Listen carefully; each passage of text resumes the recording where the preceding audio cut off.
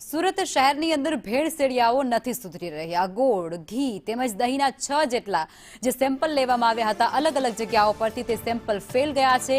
સફેદ ગોળમાં colour mix કરવામાં આવતું હોવાનો મોટો ખુલાસો થયો છે અને આ તપાસની અંદર દહીંમાં ફેટની માત્રા પણ ઓછી નીકળી છે। શુદ્ધ ઘીમાં વનસ્પતિ ઘી મિક્સ કરી અને લોકોને પધરાવી દેવાતું હતું।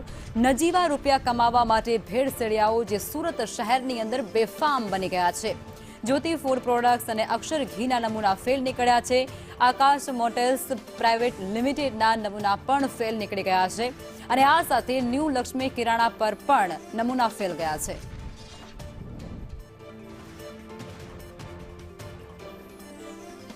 સુરત શહેરમાં પાલિકા અને પોલીસ ગમે એટલી કડક કાર્યવાહી કરે પરંતુ ભેળસેળિયાઓ છે તે સુધરવાનું નામ નથી લઈ રહ્યા। ન જીવા રૂપિયા કમાવા માટે લોકોના આરોગ્ય સાથે ચેડા કરી રહ્યા છે। ત્યારે હવે ઘી, દહીં અને ગોળના નમૂનાઓ છે તે ફેલ થયા છે, એટલે કહેવાય કે સબ સ્ટાન્ડર્ડ આવ્યા છે। અધિકારી છે આપણી સાથે, તેમની સાથે વાત કરીશું। સાહેબ, શું કહેશો, કઈ રીતના તપાસ કરવામાં આવી હતી અને કેટલી ડેરીઓના નમૂના ફેલ ગયા છે? હું B R. Brahmbhatt, food safety officer, Surat municipal corporation, deputy commissioner health and hospital સાહેબ અને આરોગ્ય અધિકારી સાહેબની સીધી સૂચનાના માર્ગદર્શન હેઠળ સુરત શહેર વિસ્તારમાંથી ઘી, ટેબલ માર્ગેની, ગોળ વગેરેનું વેચાણ અને ઉત્પાદન કરતી સંસ્થાઓમાંથી નમૂનાઓ લઈ અને પૃથ્થકરણ થઈ લેબોરેટરીમાં મોકલી આપવામાં આવેલ, જેમાંથી 6 નમૂનાઓ સબ સ્ટાન્ડર્ડ જાહેર થયેલ છે। સાહેબ, ગોળની અંદર શું ભેળસેળ કરતા હતા, ઘીની અંદર શું ભેળસેળ કરતા હતા? ગોળમાં કલરની હાજરી જોવા મળેલ છે, તેમજ ઘીની અંદર બીટા-સિટેરોલ એટલે કે વનસ્પતિ ચરબીની હાજરી જોવા મળેલ છે। સાહેબ, આ રીતનું જો કોઈ આરોગ્ય ગોળ તો કેટલું જોખમીકારક, શરીરને શું નુકસાન થાય? સબ સ્ટાન્ડર્ડ એટલે હલકી ગુણવત્તાવાળા નમૂના કહી શકાય આને। કઈ કઈ ડેરીઓના નમૂના ફેલ થયા છે સાહેબ? જ્યોતિ રાજ્ય ફૂડ પ્રોડક્ટ, અક્ષર ઘી, Akash motels, Dhanlaxmi general store, Krishna super store અને અલ્પેશભાઈ એ ઘી બનાવતા હતા, તેમનું ઘી નપાસ થયું છે।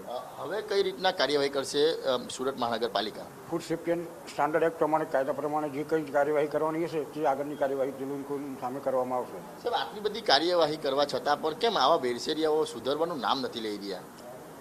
લોકોને જલ્દી પૈસા કમાઈ લેવા છે તેવું સાબિત થાય એના પરથી તો।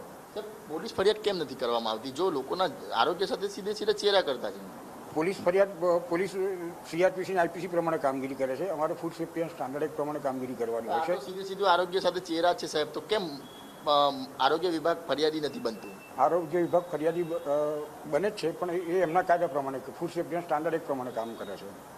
બિલકુલ, તો 6 જેટલી ડેરીઓના નમૂના લેવામાં આવ્યા હતા, તેમાં ઘી, ગોળ અને જે કહેવાય કે દહીંના નમૂના લેવામાં આવ્યા હતા। તમામ જે નમૂનાઓ છે તે ફેલ ગયા છે અને આરોગ્ય વિભાગ તરફથી હવે કાયદેસરની કાર્યવાહી પણ જે કરવાની તજવીજ છે તે હાથ ધરી રહી છે। મહત્વની વાત એ છે કે સુરત શહેરમાં પોલીસ અને આરોગ્ય વિભાગ ગમે એટલા દરોડા પાડે, ગમે એટલી કાર્યવાહી કરે, પરંતુ આવા ભેળસેળિયાઓ છે તે ન જીવા રૂપિયા કમાવા માટે લોકોના આરોગ્ય સાથે સીધા ચેડા કરી રહ્યા છે।